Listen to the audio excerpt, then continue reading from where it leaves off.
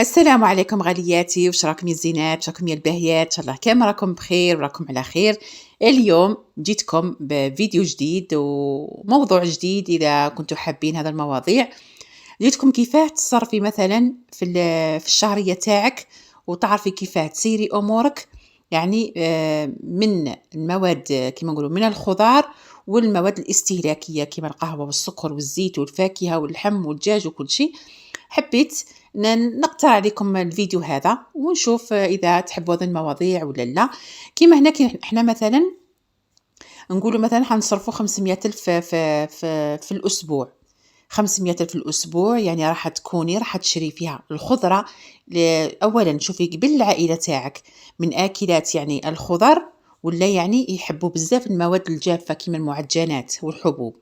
انت هنا تعرفي العائلة تاعك وتقدري ثم تصنفي واش تشري للعائلة تاعك وواش تختاري من انواع تاع المنتوجات اللي تشريهم. وزيد ثاني حاجة اللي يحب يعني شهرية تاعو قليلة وضعيفة وحاب يعني يشري حاجة للدار كيما مثلا فريجيدار، كيما مثلا كويزينيير، كيما الحوايج هذو، ما عليه غير ما يروحش لحاجة غالية، يشري حاجة اللي تكون مساعدته هو، يعني يكون قيس قيس. كيما دوكا مثلا نهضروا على القهوة كاين انواع واشكال، كاين الغالية، كاين نسكافي، كاين بصح هي المخيرة كنت تشريو تاع الحب وتدكليوها وترحيوها تجيكم خير وخير في السومة. نهضروا قبل على الخضار. مثلا الخضار حاولي المصروف تاعك تقضي مثلا 300 ألف في الأسبوع. على بالك علاه 300؟ أنا من العائلة تاعي من يحبوا الخضرة، يسمى لازم أنا نكثر من الخضرة أكثر من الحوايج الآخرين. أنا نحب نشري الحوايج اللي نحبوهم حنا، مثلا نديروا بزاف لي سوب في الدار، نشريو البصل، طوماطيش، مثلا الكابية، الفلفل، الطماطم، القرعة، لوبيا خضراء، كل شيء. وانا كيف نحتفظ بيهم؟ اعوذ بالله من كلمه انا. دائما كي نجيب الخضره تاعي اول حاجه نمسحها مليح، واي حاجه نحاول نشوف الحاجه اللي راحت يعني نستهلكها دائما بزاف، كيما انا عندي فلفل والطماطم يعني بالاستعمال يوميا. هذو يعني ما نخبيهمش، يعني ما نديرهمش السيلوفان ولا نروح نديرهم عادي في الدرج تاع الثلاجة ونستعمل. مثلا اللوبيا حنخلي قيس ما نستعمل، مثلا حبيت ندير طعام، مثلا حبيت ندير جواز، حبيت ندير، اذا مانيش راح نحب ندير، عندي تدبيرة دايما نستعملها انا، نروح نقيها ونوجدها ومن بعدها نديرها تغلي. هي تبدا تغلي برك وانا نكب عليها الماء البارد ونحطها في المجمد، يعني راح نجبدها في اي وقت بغيت. مثلا هذا الاسبوع شريت لوبيا ولقيت روحي الاسبوع اللي بعده عندي اللوبيا في الثلاجه، مانيش راح نشريها الاسبوع اللي بعده. يعني تلقاي روحك مفضله حوايج وتلقاي روحك ما كيش حتصرفي كيما الاسبوع الاول. يا أخي راهي واضحة، نورمالمون واضحة. مثلا كيما هنا هدرت لكم على اللوبيا.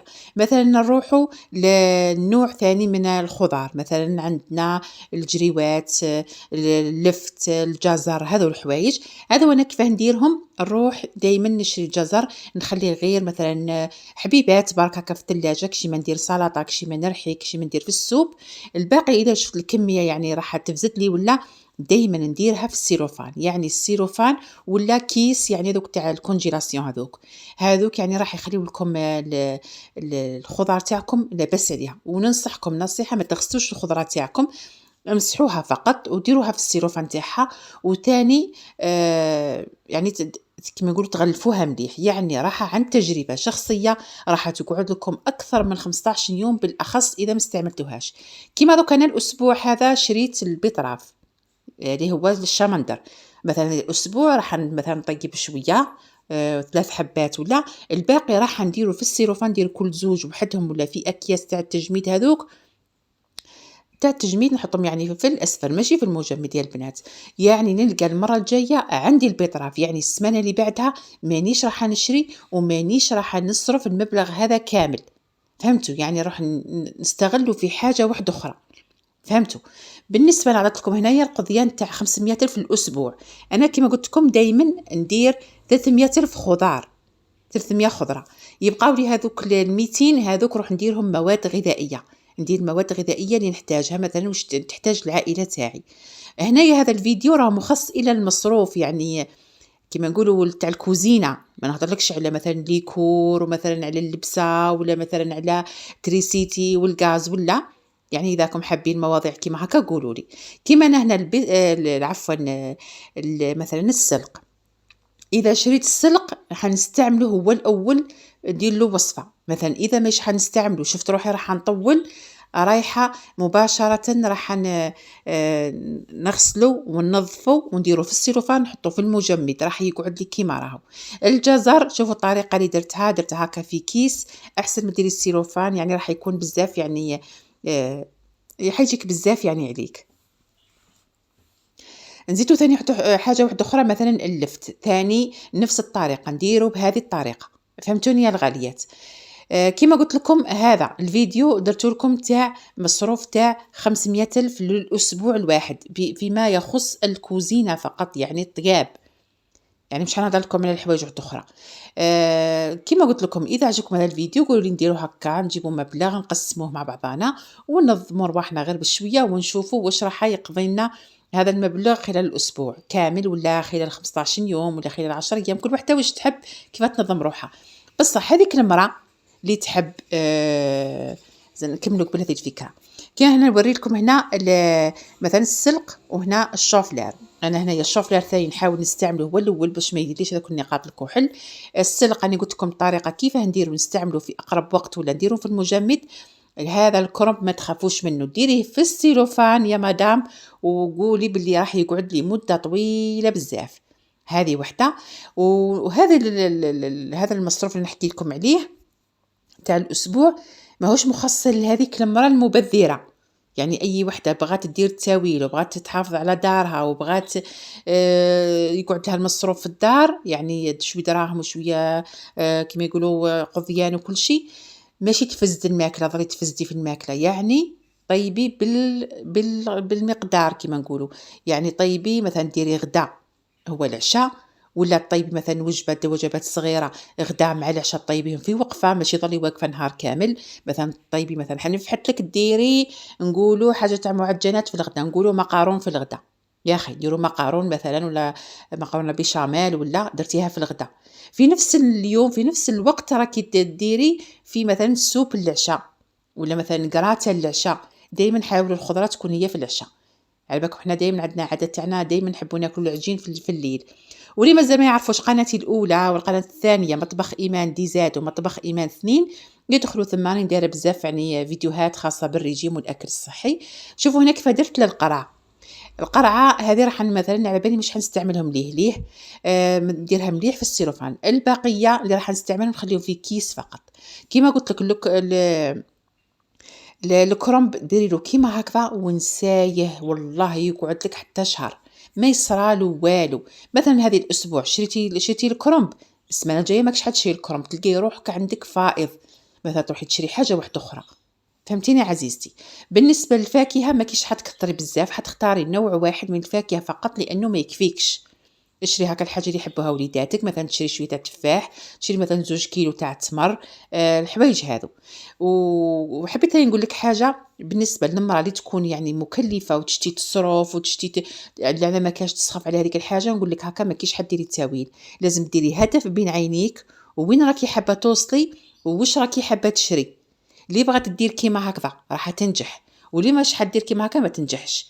وثاني مثلا الاسبوع صرفتي مثلا 300 الف خضره ولا 350 خضره، السمانه الجايه راح تشري قل، يعني راح تكوني مستحفظه بهذوك اللي كاشتي اللي درتي في السيروفان وكل شيء، راح تلقاي روحك صرفتي غير 200، يعني تلقاي روحك فضلتي. وهذاك الشيء ذاك الصرف هذاك اللي فضلتيه ما تروحيش تشري اي حاجه، هذاك الصرف خبيه تحتاجيه للمرات الجايه، بصح مع الصبر، كل ما تصبري راح تشري. فهمتيني حبيبتي؟ مثلا بقاو لك 200 ولا 250، تروحي تشريها الحوايج اللي خاصين في الكوزينه، تشري غير الحاجه اللي يحبوها العائله تاعك. كيما انايا شريت العدس الاحمر نحبوه، شريت حاجه من معجنات نشتيوها كيما نقولوا الطعام، نشتيو هذه شخشوخه الظفر والسباغيتي شريتها غير لي هكذاك برك، يعني العائله تاعي ما يحبوهاش.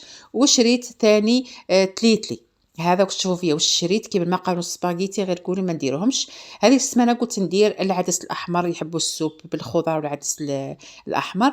وشريت ثاني رطل تاع روز. وما تنساوش كيما نقولوا خميرة الخبز، ما تنسايش مثلا كيلو تاع 2 كيلو تاع فرينه، هذاك الشيء ما دير لوليداتك. وهنا كي شريتي الفرينه وشريتي خميره الحلويات، ما تروحيش تشري كاطو من برا. هذاك الاسبوع خلي روحك غير الحوايج اللي راح اللي شريتيهم هما اللي تستغليهم. ماكشي راكي راح شريتي فرينه وشريتي هذه وشريتي هذه والسكر، ومثلا عندك حوايج في الدار تروحي تشري كاطو هكا، راح تدخلي في حيط كما يقولوا، والميزانيه تاعك راح تتخلط لك. فهمتيني حبيبتي؟ هنايا راني نهضر لكم غير على المصروف تاع 500 ألف، كيفاه تمشي روحك بيه اسبوع كامل، اسبوع كامل. وهنا ما تنساوش مثلا تشري كيلو تاع سكر، تشري شكاره تاع قهوه، تشري قرعه تاع خل، تشري طرتين تاع زيت، تشري مثلا خميره تاع الخبز، تشري مثلا 2 ولا 3 خميره الحلويات. تحبسي خلاص، تحبسي تمشي غير بهذو الحوايج اللي راهم عندك. والخضار كيما قلت لك انا ما كثرتش من الحوايج هذو، انا دائما كثر على الخضار اكثر من الحوايج هذو. هذو تاع المصروف، هذو تاع السلع، هذه تاع المعجنات والحبوب. فهمتيني حبيبتي؟ يعني كل شيء غير بشويه بشويه راح توصلي وراكي حابه. اي وحده دير هدف بعينها راح توصل ليه في اقرب وقت ممكن. ولي تقعد غير تخلط وتشهى منا ويدها كيما نقولوا مثقوبه كيما نقولوا، ما تقدرش تخبي والو. نقول لك ماك حديري والو، كون ما ديريش هدف بين عينيك ما كاينش حد تديري حتى حاجه. بالاخص الحوايج تاع الدار مثلا ما عندكش ولا ماكش حديري حتى حاجه، لو ما تزيريش روحك ما كاينش حديري. المهم هذا هو الفيديو تاعي تاع نهار اليوم. اذا عجبتكم الفكره هذه وعجبكم هذا المحتوى، ما عليكم غير تقولوا في التعليقات ونطرقوا لهذه المواضيع، مواضيع تاع الدار، تاع المصروف، تاع تقسيم مثلا تاع اسبوع، المهم الشهريه تاعك مثلا تاع 2 ملايين، تاع 3 ملايين، يعني ما يقضي والو، بصح كيما يقولوا الماكسيموم الشيء نقدروا عليه. وهذا هو الفيديو تاعي تاع نهار اليوم، والى اللقاء.